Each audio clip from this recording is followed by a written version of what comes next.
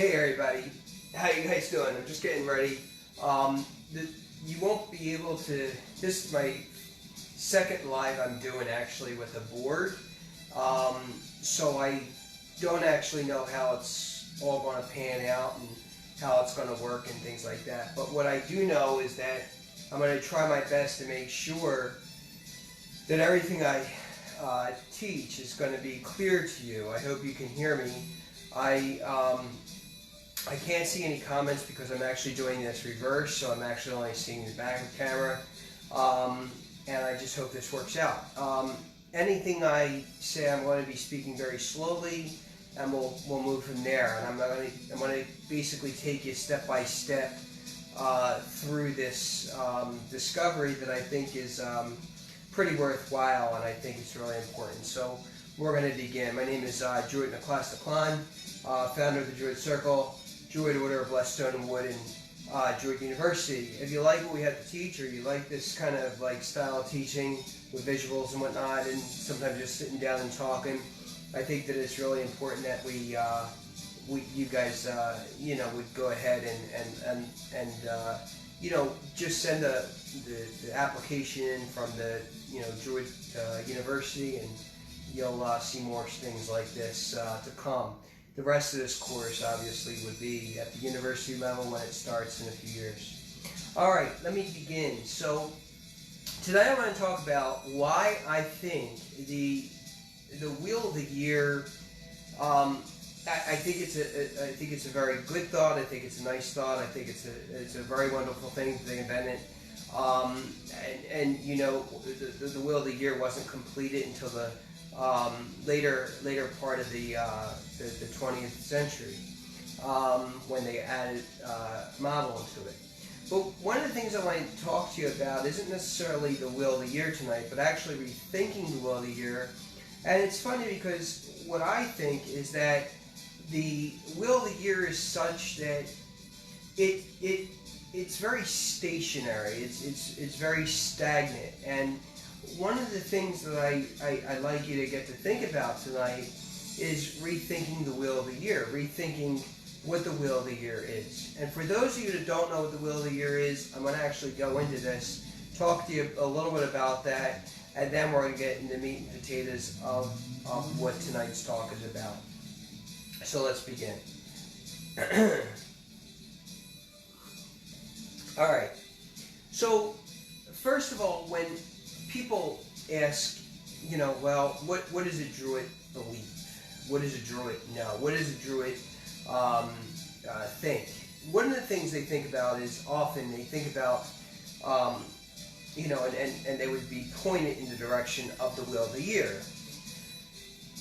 I think that is not bad for a starting point, but one of the things I think that, would be a little bit more beneficial would be to go read some books on at least the history of the Druids. And while you'll get a lot of propaganda and while you've got a lot of misinformation, that's fine. Just immerse yourself into all of it at once and really start getting into it. You get some really good, introductory books on Druids and things like that. And I also have a list of authors that you can pick from and choose your own path, sort of thing. But the Wheel of the Year is something that a lot of people would point you to, and I want to talk to you about that right now. So the Wheel of the Year is basically a farmer's year, if you will. It's a very nature-based sort of seasonal thing. What ended up happening is after the church developed the canonical liturgical year, the liturgical year in the word liturgy just means worshiping the gods, plural, not even singular. It means literally worshiping the gods. So that's what liturgy is, worshiping the gods, even though they changed that meaning. One of the things is that when you look at the liturgical Wheel of the Year, it's circular, just like the Wheel of the Year here, which is the pagan Wheel of the Year. It's circular, and it's broken into 8 sections. And you have a cross here, and then you have an X here. All right? And the reason for that is that the cross itself, okay, would be the equinox and solstices, and then the X itself would be the cross-quarter seasons, okay? So that each season, instead of just winter, spring, summer, and fall, each season is actually broken down, instead of into four parts of the year, it's broken down into 8 parts of the year, giving us about 6 to 8 weeks per season, okay? And that's basically a general understanding of the Wheel of the Year. Now, we see evidence of the Wheel of the Year inscribed all the way into Turkey and into West India, okay, as, again, this asterisk, okay, this asterisk. And even as you move from Turkey and I guess even into the Near East, I would say, you'll see these like little nodules, okay, on the asterisk. But then as you move into Northern Europe, okay, it just becomes an asterisk without these little nodules at the end of it. This was actually from another presentation that I did, and I just thought I'd cover that for just a second. But I really want to get into the nuts and bolts of the Wheel of the Year and move into that. One of the things I do is I usually go into it slowly with you and then get you really immersed. All right, so let's begin. So the Wheel of the Year, okay, is, as I said, and you don't have to write any of this stuff down. I'm just going to kind of talk to you about it because, again, this was for another presentation I did. The Wheel of the Year is broken down into basically 2 halves, okay? You have a darker half and you have a lighter half of the year. The darker half just simply means the darker part of the year, and the lighter half means the lighter part of the year. It's not that complicated. One of the things a lot of people will get me on, they'll say this all the time, well, Druid in the class, they'll say, you know, you have the darker half starting at Samhain, okay, and you have the lighter half here, you know, starting at Beltana. And I want to say this about that, okay? A lot of people will say that the darker half starts at the equinox, right? I only say that the darker half starts at Samhain, and this is not a debate. This is just my own personal belief. It's not really that important. I just say it starts here because this is when the new year starts, right? It starts at Samhain. So that's the only reason why I put the darker half here, because then from that point forward, you get to see the changes and the light happening. Like I said earlier, the asterisk itself, okay, is broken into 2 parts first, then into 4 parts, winter, spring, summer, and fall. But most importantly are that the summer and the winter stand basically alone.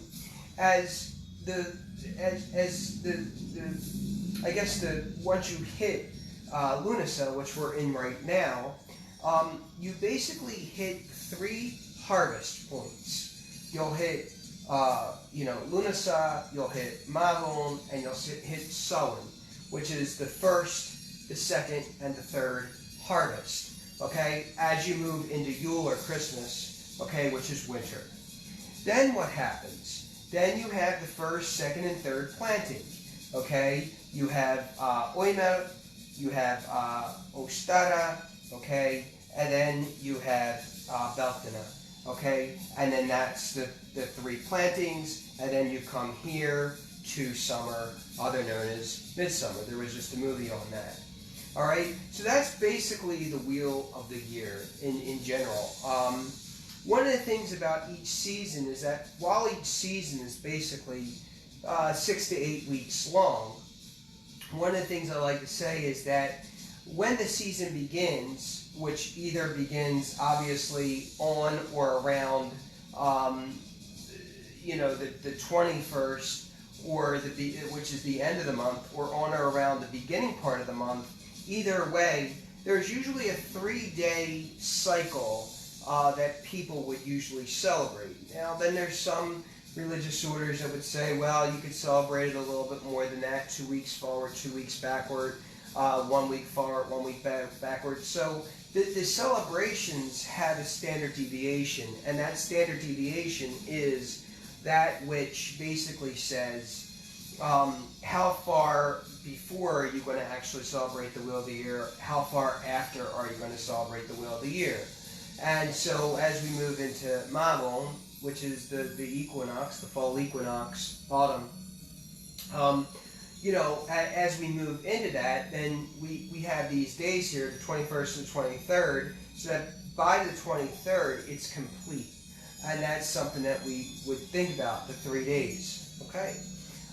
So that is actually, that covers the Wheel of the Year, that covers the idea of what it is. And if you want to learn more about the Wheel of the Year, there's plenty of sites that'll talk to you about the Wheel of the Year. And like I said, immerse yourself in all of it.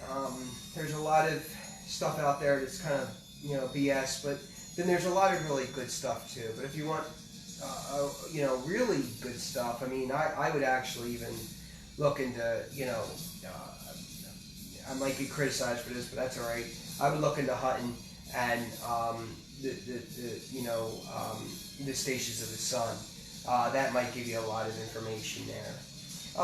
So that's basically the Wheel of the Year. The Wheel of the Year is a circular thing, okay, that, you're going to hit, summer, winter, spring, summer, and fall, and then you're going to hit it again, you're going to hit it again, you're going to hit it again. What I think is, and I think that the problem here is that with the Wheel of the Year, the problem with this is that the Wheel of the Year, okay, is such where we find ourselves actually on some sort of wheel, if you will. And that's what I want to talk to you guys about tonight.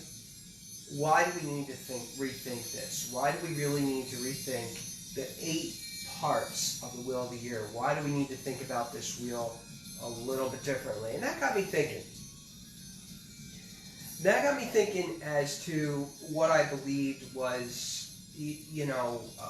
what needed to be rethought and why it needed to be, rethought.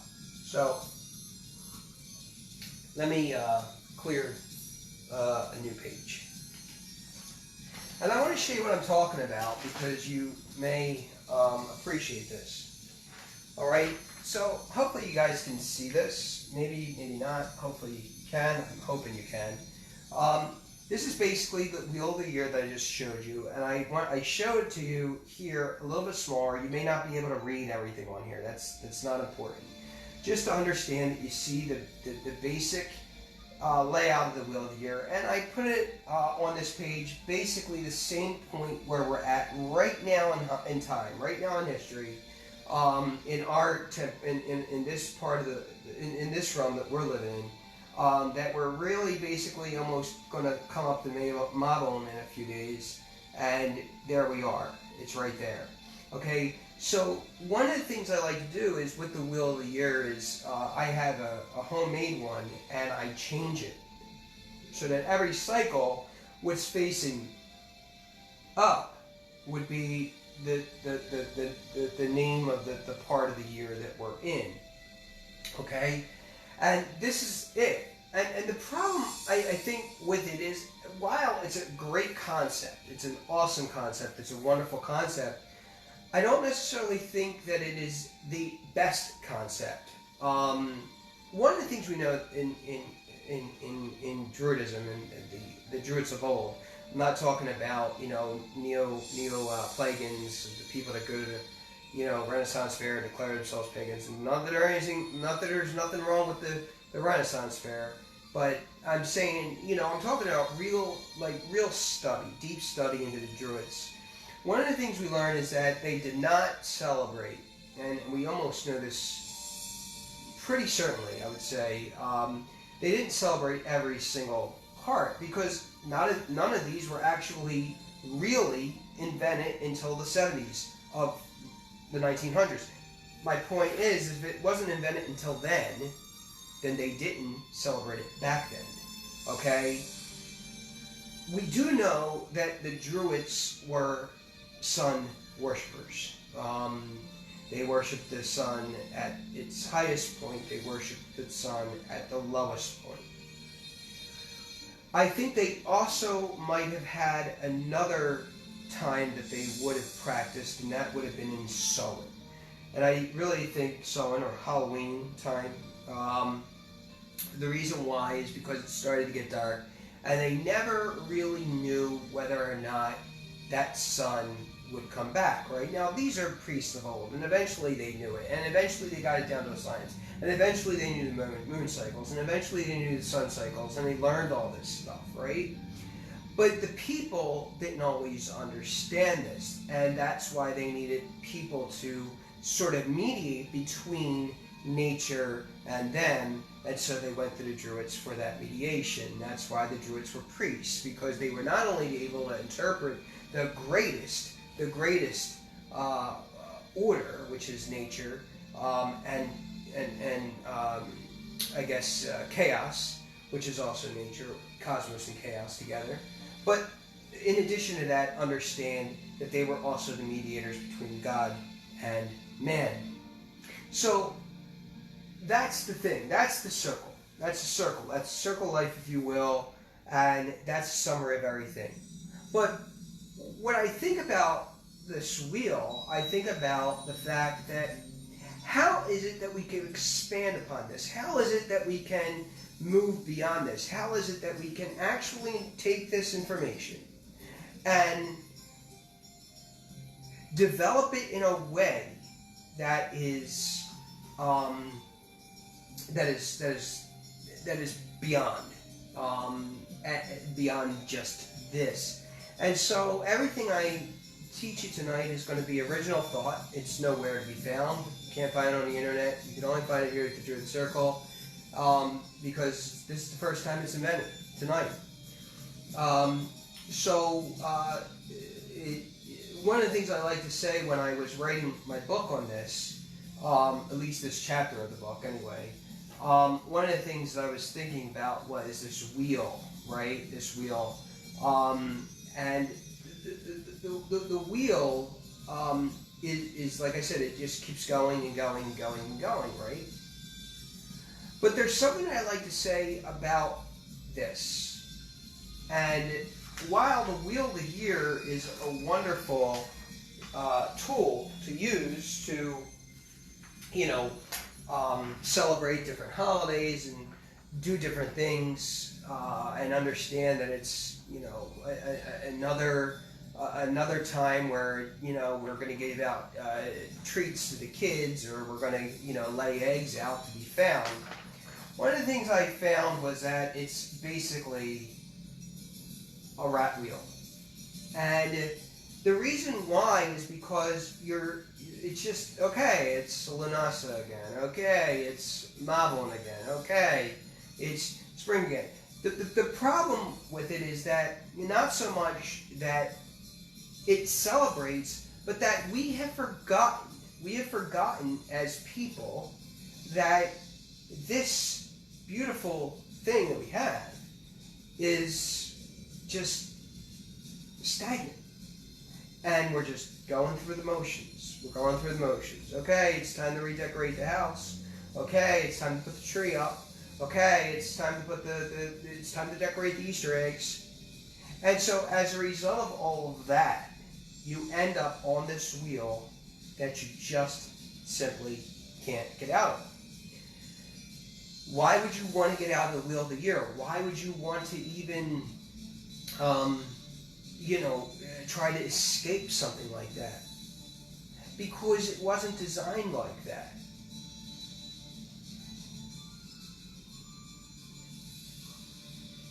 And the reason why it wasn't designed like that, because it wasn't designed in the way that we think it was designed.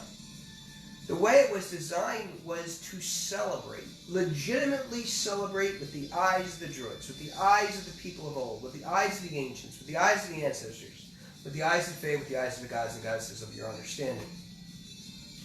And so, as a result of this sort of picture creates this idea of, well, what am I really doing? One of the things I talk about on the Druid Circle, and I say this all the time, I will not celebrate like Mabon, like right now in time. I will not celebrate the following season until the present and current season is absolutely over. So I won't celebrate Mabon until maybe the 19th of, the end of Lunasa. Okay? Which is will be September. But the interesting thing is that this wheel that you have to keep on traversing, if you're on it so much, you tend to forget where you're at. And one of the things that was so beautiful about the seasons and why seasons change and whatnot was that back then in time, they didn't know whether or not the sun was going to rise again. They didn't know whether or not at night was the moon going to come out. The fear was so intense, the anxiety was so intense that there was no knowing whether or not will spring ever happen again, will winter ever happen again. And I think that is where we fall today and fail today as a people and invested so much into technology that we forget that no, we need to go back. We need to go back to tradition. We need to be conservative.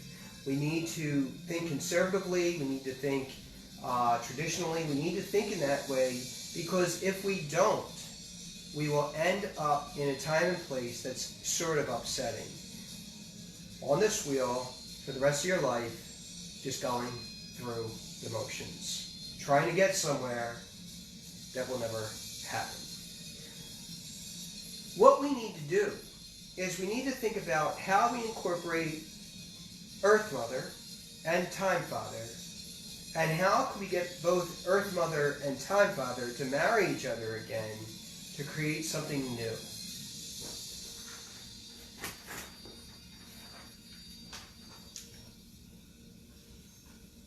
One of the things that I was contemplating during this was that I was contemplating basically two questions. How can we get out of how can we get, this circle or wheel to be more druidic? How can we escape the wheel? How can we escape the circle? How can we get out of this? How can we not continue to just keep going around and around, round and around, and not really understand what we're even doing, or how we're even celebrating, or are we even doing ritual? How many times do you do ritual? I mean, I practice ritual daily. Every morning I wake up and I do morning ritual. Every morning. And so it just keeps me more connected with the pantheon that I believe is true. And so one of the ways we could kind of break out of this is to rethink this, okay? And if we rethink this, what we're going to be doing is we're going to think about this on a different plane, okay? Now we're going to do two steps. We're going to think about this on a different plane, but in addition to that, we're going to take you even deeper and deeper, deeper and deeper into something even more deeper than what you've already thought about. While many of you already know where I'm going with this, and that's awesome if you are that intuitive, I would say to be very clear that we need to just rethink and how to be in tune with the infinite. How can we take Earth Mother, how can we take Time Father, and allow them to work with nature in such a way that is beautiful to our Druidic tetrachonomy, our heart, our soul, our mind, and our spirit, right? Well, there is a way. And when we think about that, and if we want to be in tune with the infinite, then I think that's our answer. I think infinity is our answer. God, or the gods and goddesses of our understanding, the kindred of our understanding, whatever you believe as infinite, as never stopping, as something that goes beyond, I think that this is where we're at when we think about rethinking the wheel of the year. And when we think about the wheel, when we rethink and redo and reconvey the wheel of the year, we're actually thinking about how we can connect the dots to get out of it, right? How do you escape it? And when you have this concept, you now have the power.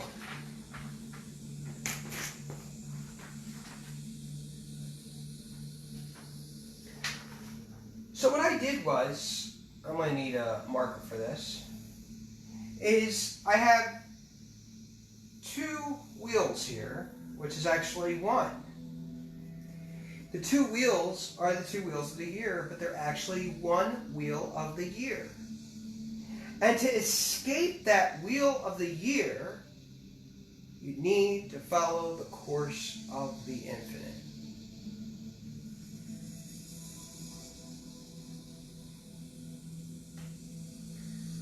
There are eight seasons, right? There are 8 seasons. And I want you to watch how we can, we can actually start celebrating. We'll just say this is Yule, I don't know, Christmas, if you will.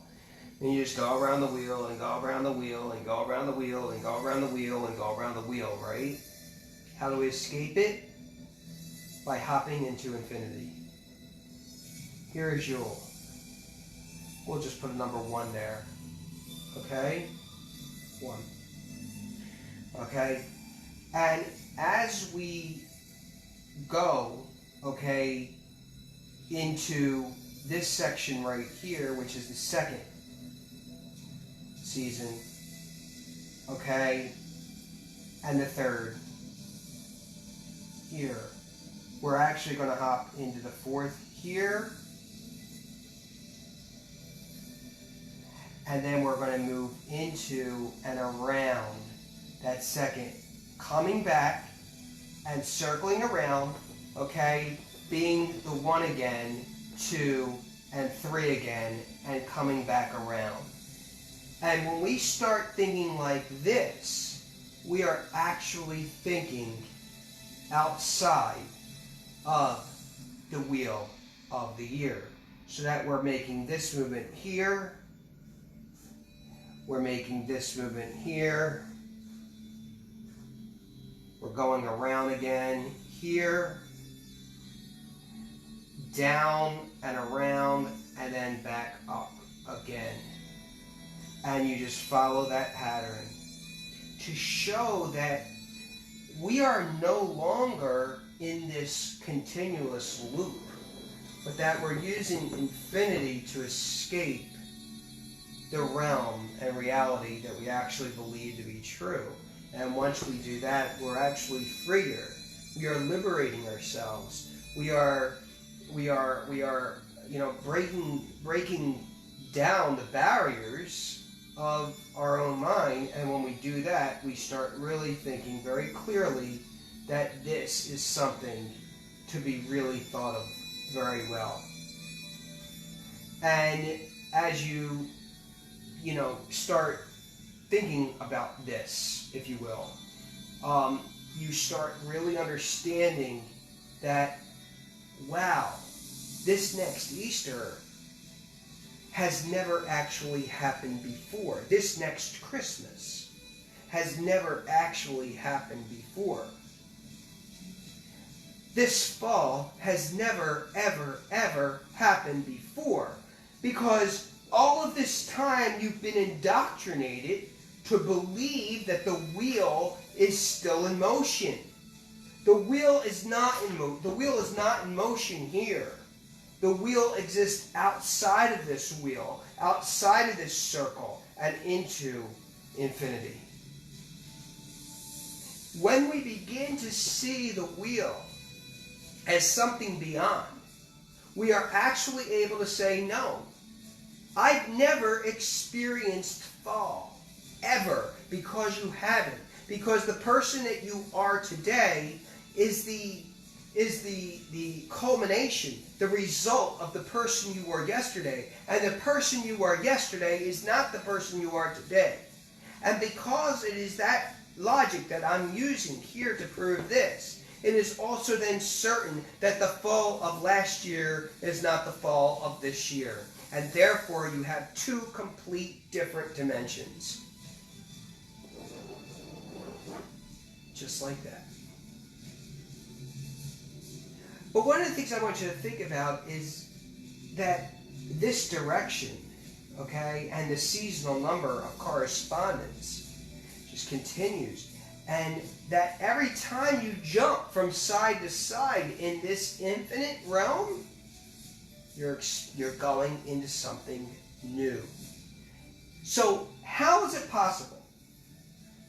How is it possible that you could take this and even develop it more? And I think that if you look at it from a different angle, you may see an answer.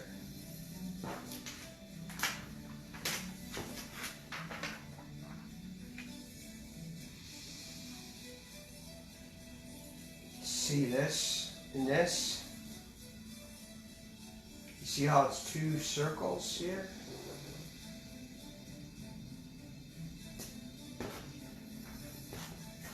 Now those of you that know a little bit about, mathematics may know that the only way we can make Time Father and Earth Mother come together in harmony is if we add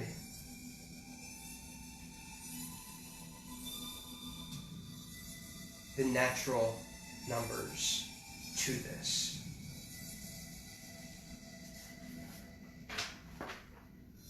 What are natural numbers? Natural numbers are the Fibonacci numbers, okay? And basically what it says is that much, if not everything, but much, is all based on the shell, okay? And that if we use the Fibonacci numbers, if we use the Fibonacci sequence, if we use the golden rule, the golden ratio, the natural numbers, if we use all that, okay, to expand upon the infinite, now we're really jumping beyond. And understanding that, yes, that there are numbers that you add up that create things like the way a baby looks before you have that baby and not abort that baby. The way a shell looks. And it's not necessarily a perfect spiral. It's not a perfect spiral because the difference between this spiral and a regular mathematical spiral, which is a true mathematical spiral, this spiral here expands as it moves outward. So that it is the only way that we can get Time Father and Earth Mother to marry. And when you think of that shell, you think of that marriage. You think of time being the major influence of Earth in a way that creates a shell. And you could even see the facts of that Earth Mother and Time Father marriage. The other thing I want to say is that there's a quarter of a circle in each square going from one quarter to the opposite. So it actually starts inward and moves outward and moves outward. And again, it gets humongous and even bigger because when you look at that shell, if you look at where that shell starts, it just starts expanding exponentially. You see, not exponentially, but that's only for use for just the communication at night. All right, So now that we understand a little bit about this, let's move into what it looks like. I just showed you a small picture of it, and I want to show you a larger picture of it because I think that that's pretty important to see. And there we go. Okay? As you can see, the spiral, it's not a true spiral because a true spiral would be here and would just keep on going and going and going and going and going and get slightly bigger, and that the distance between rings would be proportionately the same as they were in the center. Okay, so it's not necessarily, like I said, a true mathematical spiral. It's a spiral that as you move outward, as you can see, look at that growth. And this is your liberation. This is your escape from the rat wheel. This is that escape from that basic year of the wheel of the year that no one has actually really thought about, because the reason is we keep on indoctrinating people and saying, no, this is it. There's nothing new. And when you look at books and when you look at all these things that have been written, with the exception of a few authors that I always, shout out. Sheridan's one of them. Crawford's another one of them. But, I mean, there's a lot of others that are really good. What I'm talking about is that no one is really digging in and saying, how could we expand upon this, right? And I'm going to show you tonight how we can expand upon this using the basic design of infinity that I just showed you, escaping the wheel of the year in direction, right, and in seasonal number that I talked about in the last slide that I put up. And we're going to show you how it looks.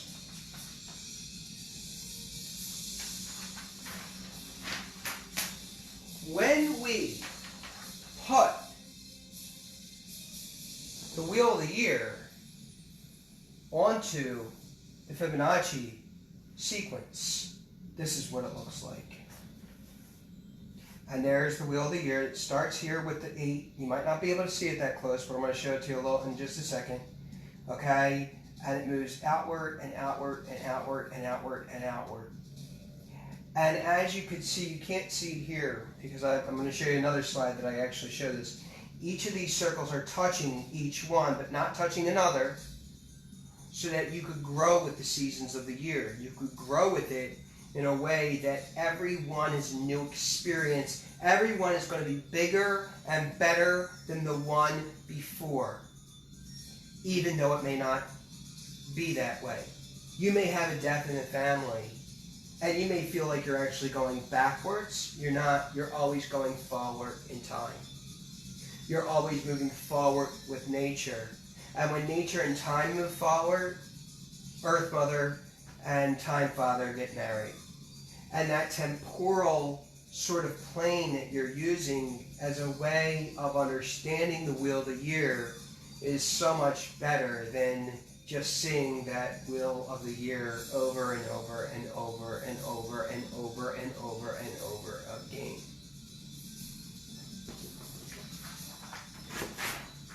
What are those numbers? Here are your numbers. You start off in the very center with a very small little infinity sign, and you move on. 1, 2, 3, 5, 8, 13, 21, 34, 55. And it just keeps on going outward. So you keep on doing this. And then when you're ready, you can move on to the next one, and the next one, and the next one, and the next one, and the next one. And that is the presentation for tonight. Understanding that the wheel of the year is not something that we just kind of, take for granted. It's not something that we, sort of just constantly do and just celebrate because, you know what, it's just another time. It's just another thing to do. I don't think that this is what we want. Because if this is what you want in the wheel of the year, then go ahead. Just keep on doing the same thing over and over again.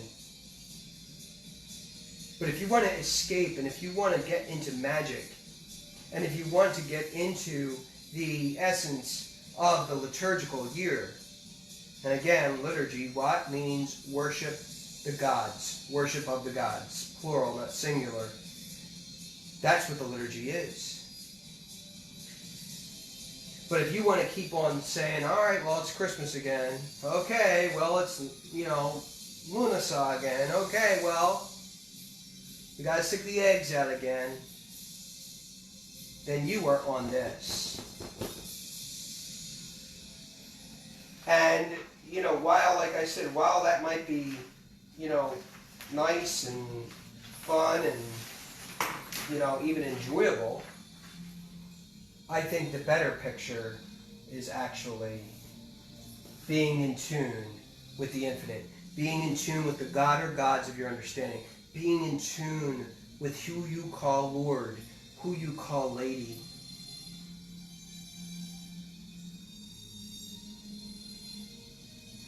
Who you understand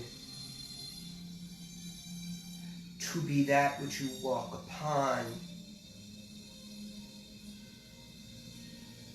and how you interpret time as something that is infinite, the way we look differently upon the wheel of the year. Girawan.